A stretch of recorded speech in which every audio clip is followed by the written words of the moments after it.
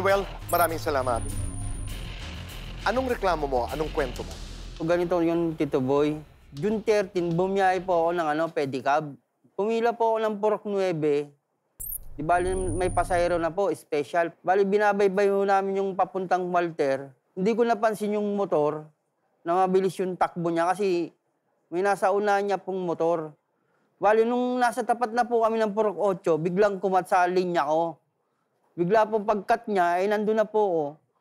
Sumalpok siya sa akin.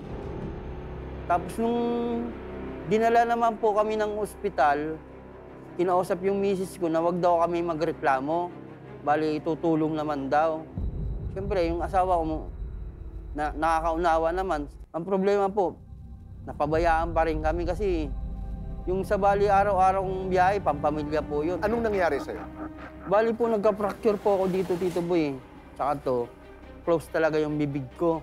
2 months mahigit. Dahil anong nangyari sa'yo nung nagkabanggaan? Nasubsob, bali nalaglag din po ako sa pedicab na minamaniho ko. Nablangko na po ako, Tito Boy. Kasi nung pagsalpok niya, dandaan pa po akong bumagsak eh. Pagbangon ko, parang naupo pa ako sa sidecar ko eh. Yung pasahero ko nasa labas na rin kasi tumalsik eh. Sa sobrang lakas ng impact niya eh. Nasaktan ang pasahero mo? Opo. Bali, nagpa-medical din po siya. Umakyat pa nga kami ng barangay. Gawa ng bladder sana. Isugod na daw sa ospital muna. Saka na daw yung bladder. Mga bandang 6:00 siguro, dumating yung asawa ko. Tapos maya-maya, dumating naman yung kapatid ng complainant. Kinausap nga si Mrs. Na wag na daw kami magreklamo para hindi daw makulong yung kapatid niya. Kinakausap niya nga yung Mrs. ko na wag magdemanda. Kasi grabe yung magana agad yung mukha ko nung na-disgrasya ako eh. Pero tumulong ba sila sa bayarin sa ospital? Wala naman po silang binayaran sa ospital. Bali, lumapit yung misis ko sa malasakit para bumaba lang din yung bill. Una muna, Noel, tinanggap ba na siya ang may kasalanan? Opo. Nagkasundo ba kayo na, okay, ito ang aking babayaran sa'yo, ito yung ating usapan? Merong ganon? Merong mga amounts na pinagkasunduan ninyo? Ay, gusto niya na makipag-deal. Ay, ayaw pa nga namin sana, Tito Boy. Okay. Kasi gawa na may operasyon pa ako, tapos di pa ako makapagsalita kasi sarado pa yung bibig ko. Sabi ng misis ko, hindi kami pwede makipag-deal sa inyo nang hindi pa na-operahan yung asawa ko. Totally, ang hinihingi pa lang namin, yung sa araw-araw na biyahe ko, yun ang babayaran nyo. Magkano lahat yon? Bali, yung sa araw-araw na biyahe ko, Tito Boy, pag lumabas ako ng 4:00 ng madaling araw, tapos umuwi ako ng 8:00 ng gabi, may malinis na akong 1K. Labas na yung pagkain namin doon. Humingi lang sana kami noon ng 70. Sabi nila, hindi nila kaya. 70,000. Tapos sabi niya, kung 10 yan, yung isang kapatid niya, kahit yung motor daw noon, isasanla daw para maibigay. Sabi ko, 10 araw ko lang din kikitain yan sinasabi nyo. Tapos sabi ko, kahit sa 50, yun na natin, kaysa magpabalik-balik tayo dito. Wala naman tayo. Saan kayo nag-uusap nito? Sa barangay po. Sa barangay. Tapos, hindi pa rin. Yung kapatid naman yung nangako, magbibigay muna sila ng 30. Once na nakaalis daw ng ibang bansa, kasi mag-a-abroad yung kapatid, ang sinabi lang ng kapatid, pag kailangan pa, magbibigay pa sila. So anong pagkaintindi mo nun? Ang pagkakaintindi ko kasi dun, Tito Boy, ibig sabihin, kung hindi na kami magrereklamo, yung 20 na kulang, wala na yon. Kumbaga, hindi na nila ibibigay yon. Sinasabi nila dun sa nakakarating sa akin. Nabayaran na raw kami ng 30, tapos hindi na ako magpa-opera. Sino ba naman may gustong na hindi ka magpa-opera? Pag sinabi ng doktor sa'yo na kailangan mo ma-operahan kasi sa utak mo yan eh. So 30 lang ang naibigay? 30 lang po ang naibigay. Nakaalis ba ang kanyang kapatid? Hindi pa po. So ang pangako naman nila ay magdadagdag kung makakaalis. Pero hindi naman nakaalis, so wala silang naibibigay. Wala po. So ano ngayon ang gusto mong mangyari sa iyong pagdalaw at pagtitiwala mo na ibinigay sa amin dito sa Cayetano in Action? Kasi hindi naman magkakaganito eh. Hindi rin magugutom yung 3 maliliit kong anak eh. Kung hindi siya nalasing na ganun siya magpatakbo, wala sana ako dito, hindi ko sana idudulog to eh. Magpapa-opera ako, Tito Boy. Ang problema nga, inaantay namin yung schedule ng doktor. Inaano nga nila, Tito Boy, ganito. Yung 20 daw, para sa pang-maintenance. Tapos yung 10 daw, pang-budget namin, yung pangkain. So yun ang computation nila sa 30. Oo, Palinaw ba yun doon sa inyong pag-uusap sa barangay? Bali, ang sa barangay lang na sinasabi, nagkasundo daw na yun sa 50 ay 30 mo nang ibibigay. Ang panggastos mo nga sa ospital. Opo, yung 20 nun, okay. tapos yung 10, pangkain. Pumayag ka. Sa kagustuhan ko, Tito Boy, na hindi na magpabalik-balik, tinanggap ko na lang. Ayoko na ma-stress eh, masakit na sa ulo eh. Masama na nga ako yung pakiramdam ko, tapos para pa tayong nakikilimos ba? Pag pupunta ka ng barangay, papatawag sila. Tapos, mangangako lang. Kung tutusin, Tito Boy, yung 50 na hinihingiling namin, kulang na kulang pa yun eh. Pero ngayon, pag nililingon mo ang iyong pagpayag, mali ang desisyon mo. Opo. Totoong mali po. Ang dami nagsasabi sa akin, ba't ka pumayag? Yun mo, ilang buwan na ako hindi nakapagpasada, tapos iiyakan ka ng anak mo. Iiyak yung bunso mo, 3 taon, na pa, gutom na. Siyempre, kahit masakit na nga, Tito Boy, yung ano ko, yung sa bunganga ko, pinilit ko na.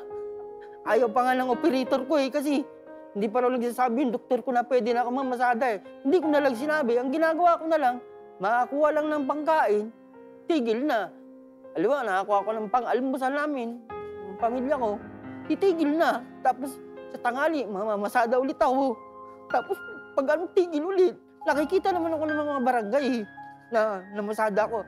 Pero hindi talaga kami nakakakuha ng yung tulad dati na may maitatabi ka kahit pa paano. Ay ngayon, wala talaga. Bakit ka dumalaw sa amin dito sa Cayetano in Action? Ano ang gusto mo? Ang gusto ko sana, Tito Boy,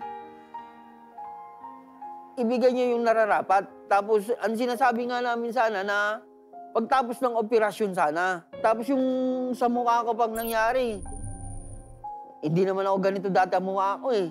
Nasira dahil sa kanya. Hanggang 30 nga lang daw sila. Eh, hindi kami nanghihingi ng sobra. Ang hinihingi namin yung sapat.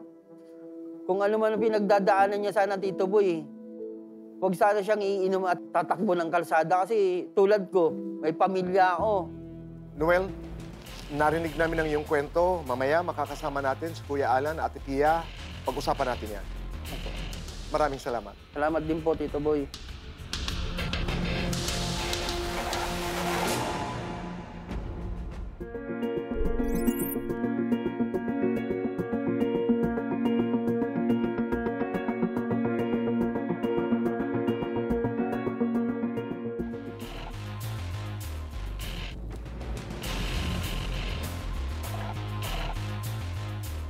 Aling Baby, maraming salamat po. Apo.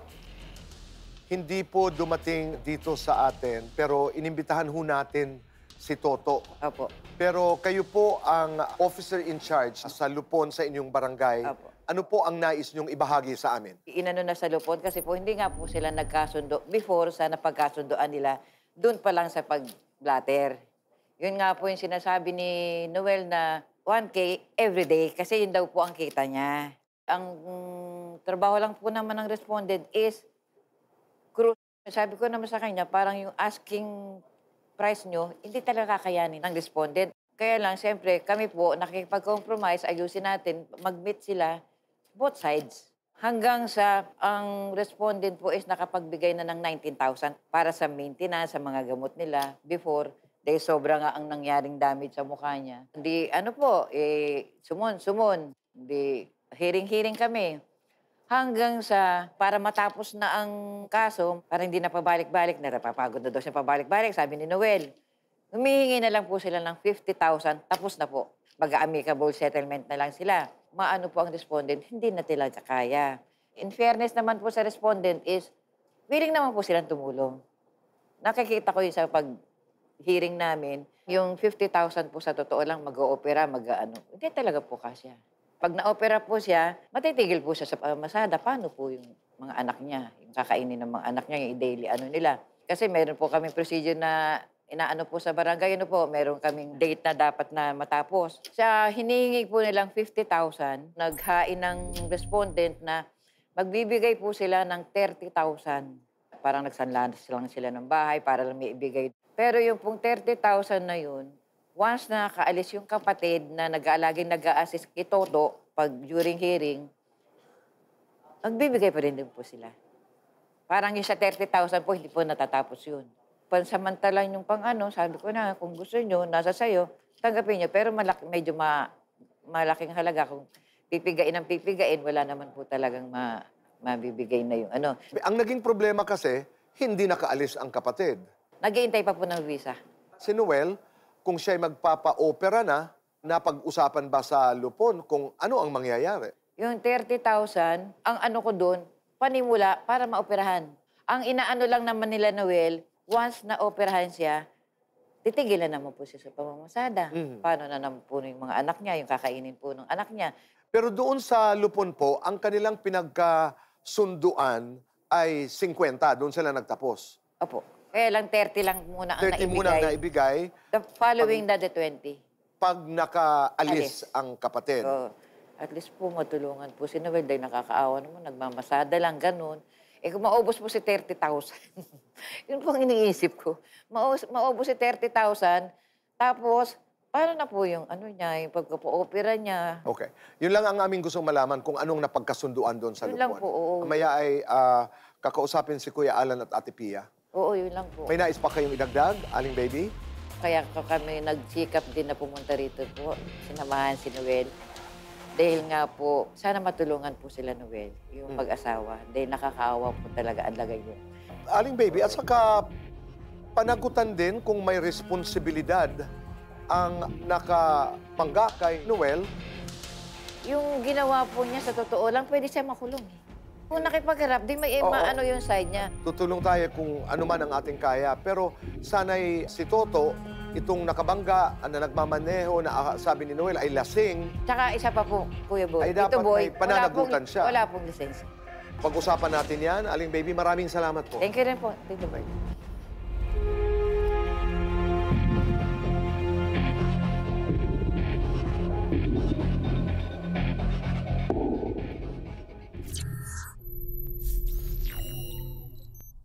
May problemang legal ka Yung ba? anak ko, kanya-kanyang 3 years old. Pinaasa niya ako na hindi pala siya buntis. Paano ko po makukuha po yung anak ko pong dalawa? Magkomento o mag-message lang sa aming social media pages. We will assign you a lawyer if you want para nga mag-guide ka. You have a strong claim. Sa batas, wala tayong kawalan. Handang ipagtanggol ang inyong karapatan. Ipaglalaban natin ang totoo at yung patas. Sagot ka ng Cayetano in Action with Boy Abunda.